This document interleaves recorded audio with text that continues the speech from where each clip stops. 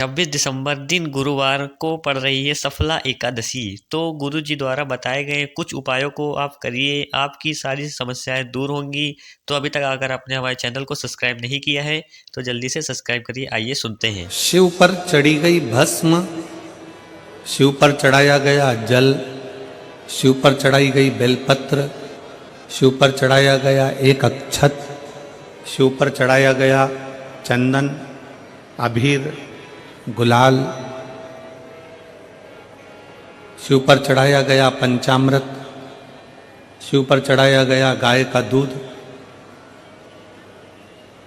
ये सभी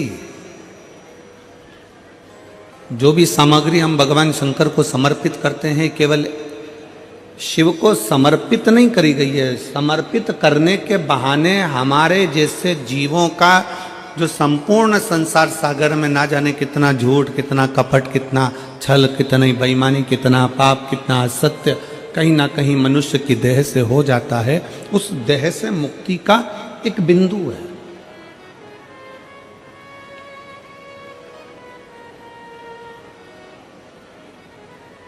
और बड़े ध्यान से सुनिएगा, आप अगर शंकर जी को जल चढ़ा रहे हो, एक लोटा जल भगवान शिव को समर्पित कर रहे हो, तो यह ना सोचिए कि शंकर को आपके जल की जरूरत है। उसके ऊपर तो वैसी गंगा है, 24 घंटे बह रही है, उसको तुम्हारे जल की जरूरत नहीं है।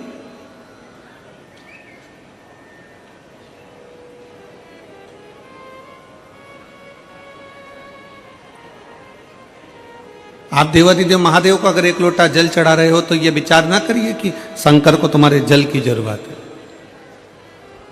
शिव जी को अगर एक बेलपत्र चढ़ा रहे हो तो ये विचार न करिए कि शंकर जी को तुम्हारे बेलपत्र की जरूरत है। उसके पास में जगदम्बा, जगद्धात्री, दुर्गा, भवानी माता, पार्वती विराजमान है, जो स्वयं बेलपत्र का एक स्वरूप है, आद्य शक्ति है।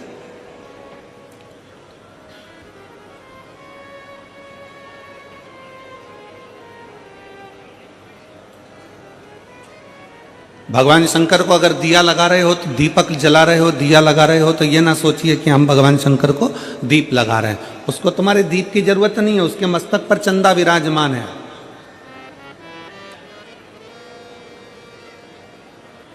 उसके मस्तक पर स्वयं चंद्रमा बैठा हुआ।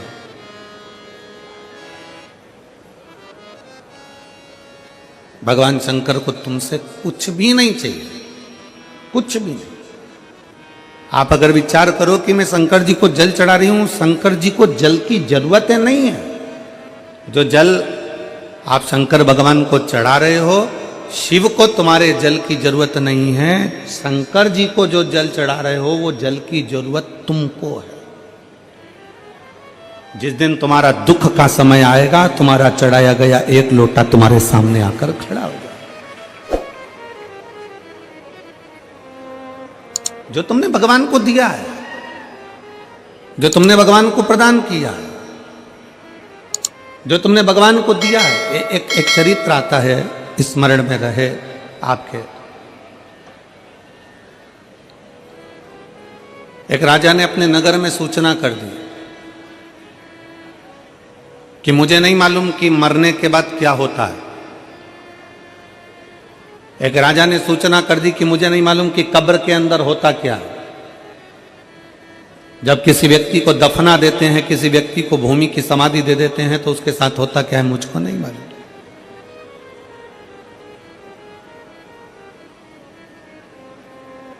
राजा ने सूचना दी, अगर मेरे राज्य का कोई व्यक्ति कब्र के अंदर सोने के बाद मुझे बता दे कि कब्र के अंदर होता क्या है, मरने के बाद होता क्या है, तो मैं उसको मुंह मांगा धन दूंगा। अब सोचने वाला विषय है कि मरे कौन, बताने के लिए। जो मर गया वो आके बताए कौन।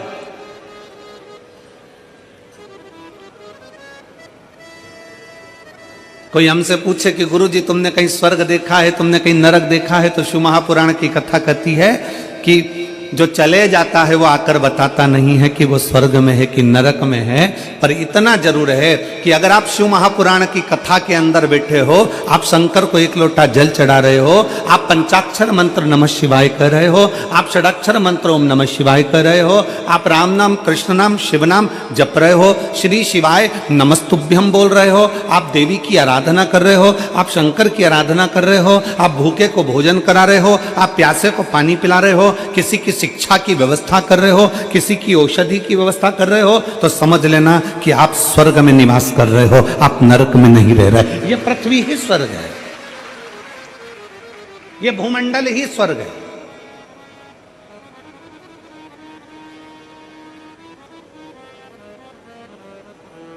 अब राजा ने सूचना कर दी कि कोई मुझे बता दे कि कब्र के अंदर होता क्या है, मरने के बाद होता क्या, कोई मुझे सूचना दे होता क्या। अब दे सूचना कोई।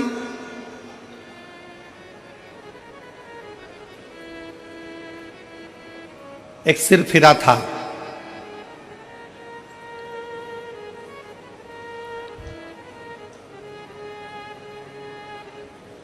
बहुत कंजूस था। उसके मन में आया कि राजा ने सूचना दी है कि कब्र के अंदर होता क्या है, मरने के बाद होता क्या है, बताना है।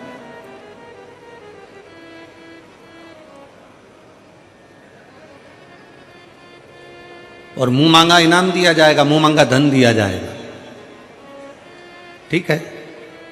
उस व्यक्ति ने, कंजूस ने विचार करा कि मैं अगर अंदर कब्र में चले जाऊंगा, सो जाऊंगा, 20-25 मिनट की बात है, राजा ने तो 15 मिनट दिए हैं, मैं 20 मिनट अगर कब्र के अंदर मिट्टी में दब के सो भी जाऊंगा तो आकर बता दूंगा कि क्या होता है,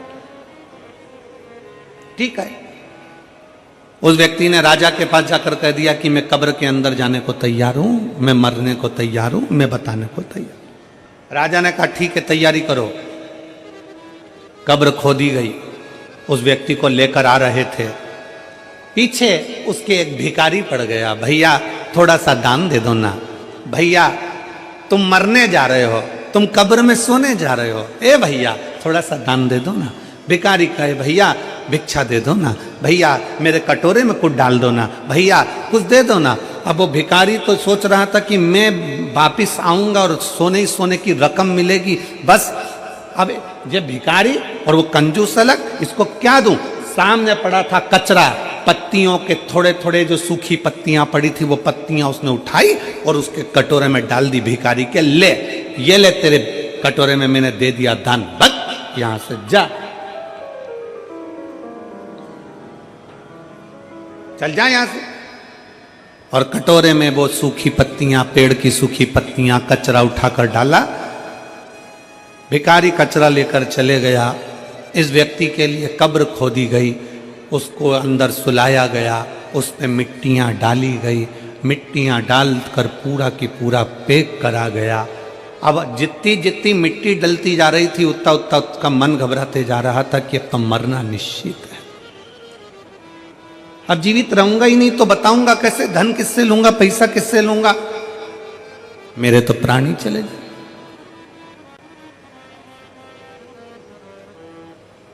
कोई बात नहीं, बस तो मैं जाऊंगा ये पक्का। 8 से 10 मिनट निकल गए, एक सांप उस कब्र के अंदर घुसने लगा। उसने मन में विचार करा कि अभी तो मैं बच भी जाता, पर अब तो दोस्तों आपने सुना गुरु जी के उपाय को, तो आप इस उपाय को अवश्य करें, आपको ज़रूर ही फल प्राप्त होगा। अगर आपको वीडियो अच्छी लगी हो तो चैनल को सब्सक्राइब करें और वीडियो को लाइक करें। धन्यवाद।